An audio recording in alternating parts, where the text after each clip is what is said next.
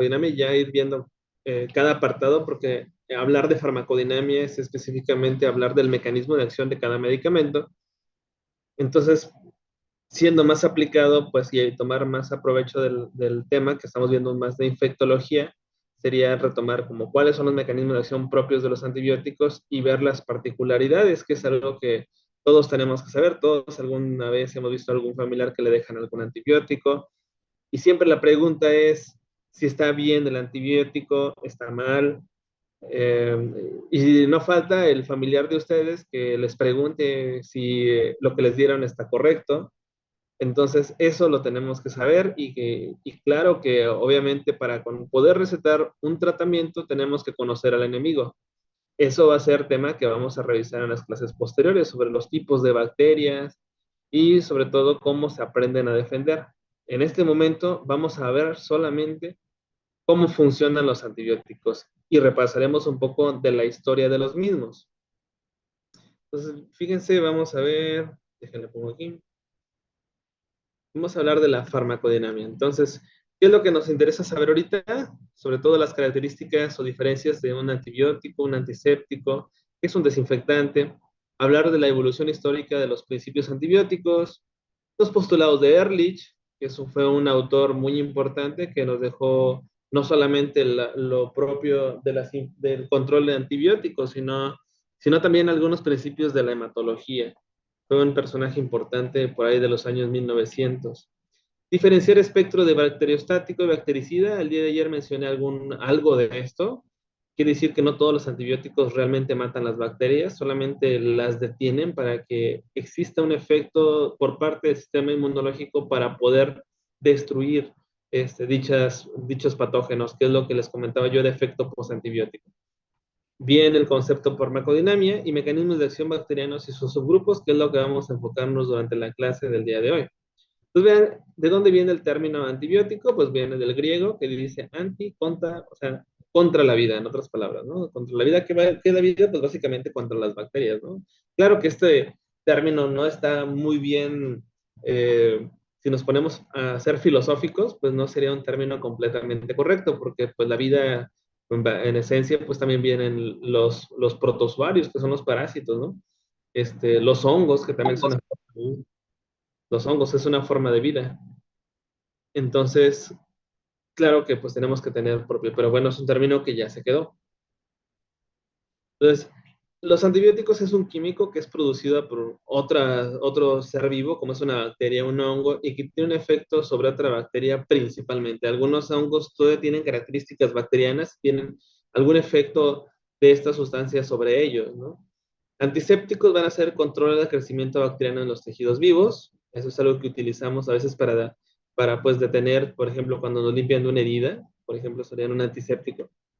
Y los desinfectantes, que son el control los crecimientos bacterianos sobre objetos inanimados, ¿no? Pues aquí tenemos, por ejemplo, el cloro, ¿no? El cloro sería un desinfectante. El Lysol, por ejemplo, sería desinfectante, ¿no? El antiséptico, pues sería, por ejemplo, el empleo de iodopovidona, que es en este caso el- esta cosa, el isodine, que utilizamos para limpiar las heridas, la clorexidina, que es un tipo de antiséptico que nos ayuda para eliminar de manera local las bacterias sobre los tejidos vivos. El merdiolate, no sé, alguna vez alguien le pusieron cuando eran niños, que arde bastantísimo, y bueno, claramente el alcohol también tiene una función sobre esta parte antiséptica. De tal manera que, pues bueno, los antisépticos y desinfectantes no matan todas las bacterias como ocurre aún en esterilización, y es por eso que tenemos que tener en cuenta que solo reduce el número de bacterias sobre la superficie en la cual se está empleando dicha sustancia, ¿no? Entonces vean ustedes cómo el descubrimiento de los antibióticos tiene ya su tiempo. Esto vino desde que allá Alexander Fleming contaminara, bueno, se le contaminaron medio de cultivo de Staphylococcus aureus, se le contaminó en aquel entonces, hizo un crecimiento donde no se hubo desarrollo del estafilococo. Entonces, él pensó que el hongo en cuestión que había caído sobre esta cepa de estafilococos estaba secretando algo que impedía el crecimiento bacteriano. Entonces notó en este punto que el hongo que estaba creciendo se llamaba Penicillium notatum, y por lo tanto se denominó penicilina, ¿no? Es un genio, este es el uso. A partir de este punto, pues se expandió después de 1821, sobre todo fue cuando ya se hizo el descubrimiento claro de esta penicilina. El uso se generalizó de antibióticos en la Segunda Guerra Mundial, ¿no?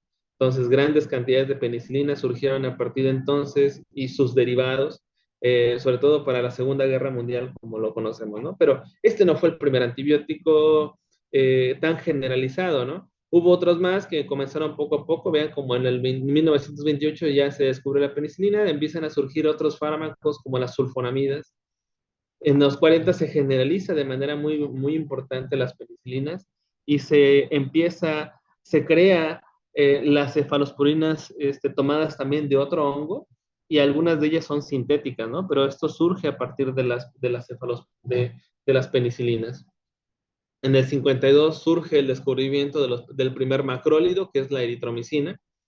En el 56 se introduce la vancomicina, que es un glucopéptido, que todos estos en su mayoría inhiben las paredes bacterianas, con un poco menos las sulfonamidas, que inhiben la síntesis proteica.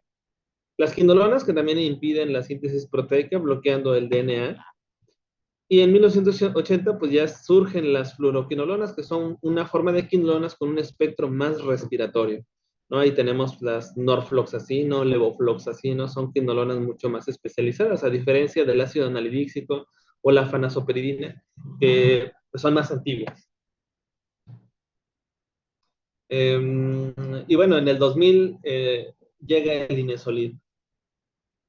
Fíjense bien, los primeros, aquí tenemos los postulados de Ehrlich, que él comentaba que un antibiótico tiene que tener, le considera como la bala mágica, que es un antimicrobiano debería ser muy activo contra los microorganismos, altamente absorbible, activo tanto en presencia de fluidos corporales o en cualquier tejido, que no sea tóxico, que tenga un alto índice de eficacia terapéutica, que no induzca resistencias. O sea, esto sería lo ideal, ¿no? O sea, hoy en día todos los antibióticos, todas las compañías farmacéuticas siempre te tratan de vender esto, pero pues hay que conocer bien el perfil porque esta es una utopía.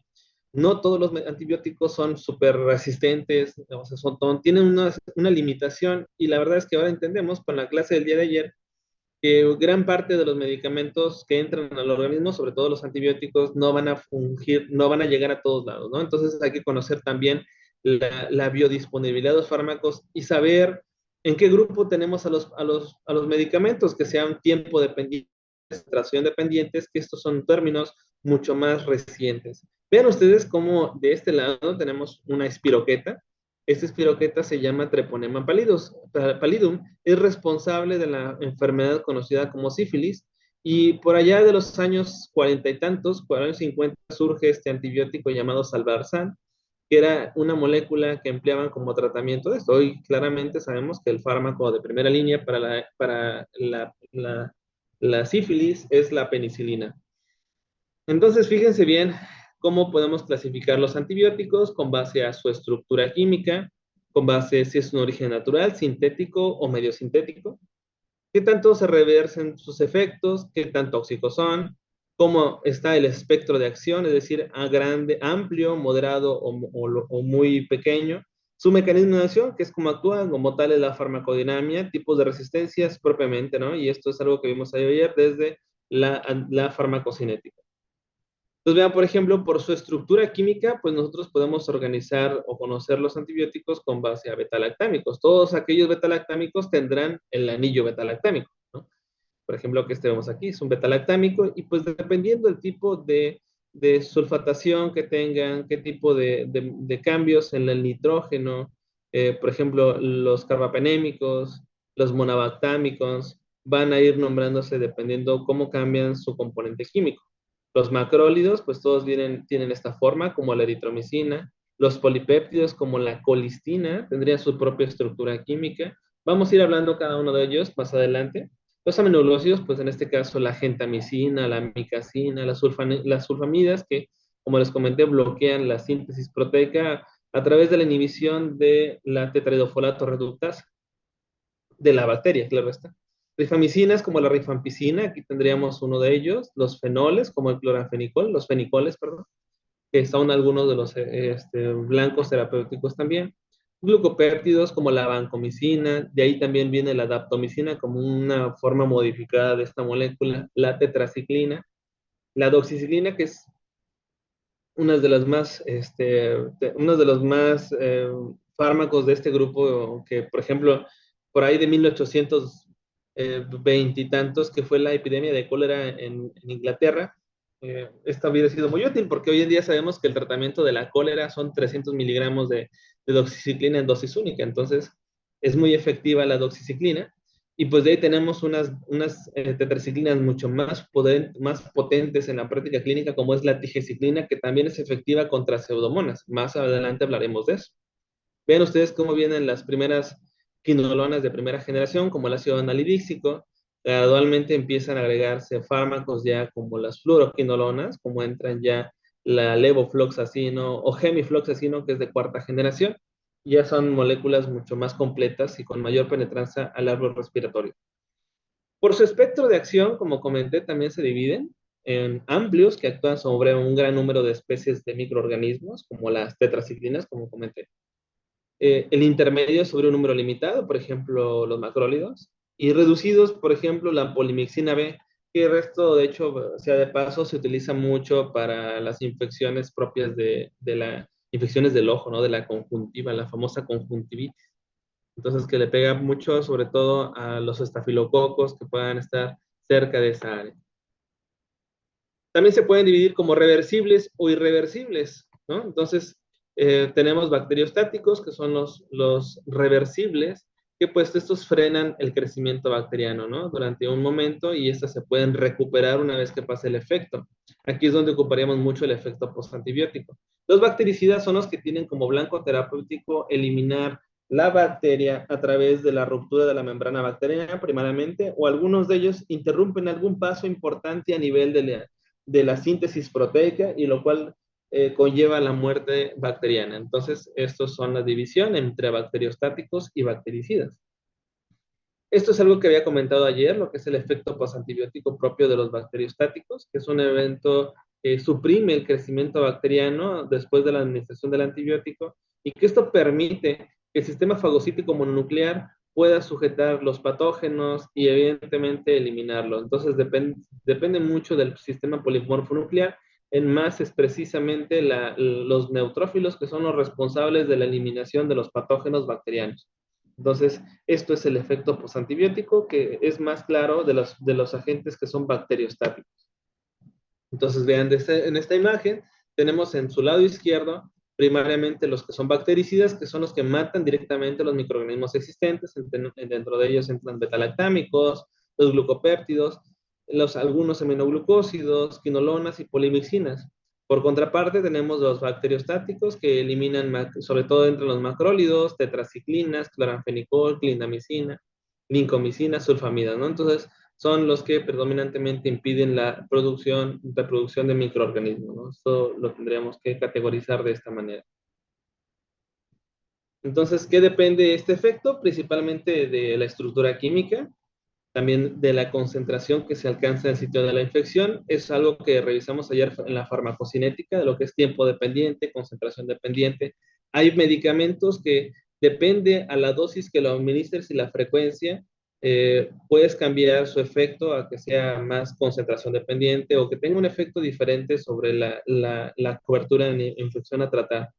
También hay que ver el tipo de germen, tamaño del inóculo, mecanismo de acción propiamente, tipo, tiempo de acción y fase de crecimiento de la bacteria, ¿no? Esto es algo que tendremos que tener muy claro. Vean ustedes que ahora ya pasaríamos propiamente a hablar de la farmacodinamia, que es el mecanismo de acción, que es todo el efecto bioquímico y fisiológico que un fármaco realiza sobre el organismo, ¿no? Específicamente sobre un patógeno. Cuando entra el organismo, ¿qué es lo que hace dicho medicamento? Esto es la farmacodinamia, también llamada mecanismo de acción. En el caso específico de bacterias, estos van a ingresar a ella a través de diferentes mecanismos, normalmente cotransportadores, canales de membrana, canales iónicos, y que van a llegar al objetivo donde van a inhibir o van a destruir la bacteria a partir de ciertos mecanismos, como pueden ser inhibir la síntesis proteica o la membrana bacteriana. Vamos a ir revisando cada uno de ellos porque tendríamos entonces que la diana o blanco terapéutico de un antibiótico uno de ellos es inhibir sobre todo la estructura de la pared celular. Esto pues veríamos, por ejemplo, alguno de ellos, como es la polimixina B. También tendríamos hacia la membrana celular, sobre todo betalactámicos o glucopéptidos, ¿no? Que es la membrana propiamente celular. La inhibición sería la replicación del ADN a través de quinolonas, como el metronidazol, también entraría en ese grupo. La inhibición de la traducción proteica tendríamos, por ejemplo, macrólidos, el cloranfenicol, aminoglucósidos y rifampicinas, o rifamicinas, que es el nombre correcto, y pues esto afectaría también el metabolismo bacteriano, como serían las sulfas como el trimetropin. Entonces, a grandes rasgos tenemos esta clasificación para poder nosotros tener una idea que vamos a ir revisando cada uno a uno a través de lo largo de esta charla. Esta es otra imagen que podemos enfatizar de una forma más gráfica, como tenemos la pared bacteriana, tenemos la membrana plasmática. Esto recordar que las bacterias tienen estas características, tienen una pared bacteriana. En el caso de las gram positivas tenemos una gran pared celular de ácido lipoteicoico, y en la parte interna pues tenemos la membrana celular de cadenas fosfolipídicas, ¿no? Entonces, esto es lo habitual en una gram positiva. Y así tendríamos nosotros como algunos antibióticos van a inhibir la pared celular, que la gran parte van a tener la síntesis. Por ejemplo, inhibidores de la síntesis de la pared celular, pues tenemos sobre todo licloserina, vancomicina, todas las penicilinas. Inhibidores del del metabolismo, pues tenemos el metabolismo sobre el ácido de la tetraidofolato reductasa, como el trimetropin o sulfonamidas. Inhibidores de la membrana citoplasmática, pues tenemos la polimixina, incluso también la daptomicina que entra en este grupo. Entonces, cada uno de estos vamos a ir revisándolos en las siguientes láminas para podernos familiarizar con cada uno de estos tipos de antibióticos, ¿no? Nótese, por ejemplo, cómo la bacteria tiene estas subunidades, que es las subunidades 50S y 30S, que son unidades Svelberg, que es así como se nomencla el tamaño por peso molecular de los ribosomas, ¿no? Entonces vean, por ejemplo, que aquí incluso las quinolonas frenan el ADN, la síntesis de ADN, ¿no? Entonces, vamos a ir viendo esto. Entonces, vamos a hablar de la síntesis de la pared celular. Tenemos inhibiciones de dicha síntesis a través de antibióticos betalactámicos que entran en una gran mayoría, como las penicilinas, y algunos otros antibióticos como la vancomicina y bacitracina. Revisaremos a detalle esto. Entonces, para empezar, tenemos que entender que tenemos para la pared bacteriana, para que ésta se pueda formar, requiere tener 4 etapas de formación. Tenemos una primera fase.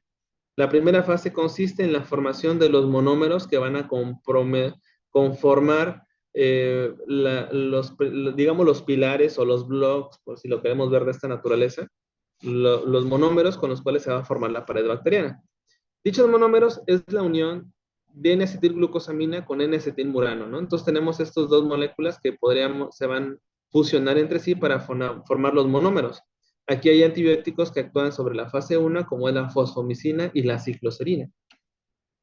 En la fase 2 tenemos nosotros la formación de las cadenas de glicanos, que aquí ya entra algún antibiótico que es la bacitracina, es donde actúa en la fase 2.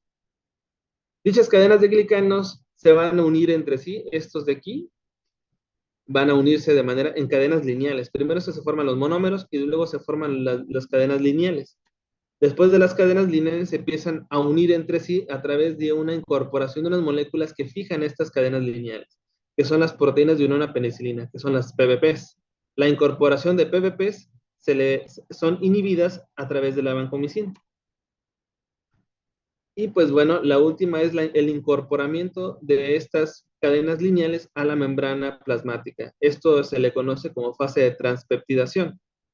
Aquí es donde específicamente los betalactámicos van a funcionar. En este punto ya podríamos nosotros darnos una idea cómo, por ejemplo, la vancomicina o daptomicina inhiben la fase 3. La transpeptidación va a ser inhibida sobre todo por las moléculas de derivados de cefalosporinas o penicilinas carbapenémicos y todos ellos. Esta es una imagen más gráfica donde vemos nosotros eh, los monómeros que yo les comentaba. Vemos en NAG es el N-acetilglucosamina que les comentaba, y NAM es N-acetilmurámico, son ácidos, ¿no? Dichos ácidos son los monómeros. Entonces, en primera instancia tendríamos la formación de los monómeros, que es la primera fase. En la fase 2 tendríamos la formación de las cadenas de glicanos, que son estas que estamos viendo aquí. Y después de estas cadenas de glicanos se les van a incorporar las PBPs, que son las proteínas de unión a penicilina, que son estas. Aquí esta sería la fase 3. Y después de esto, toda la molécula compuesta va a incorporarse a la membrana celular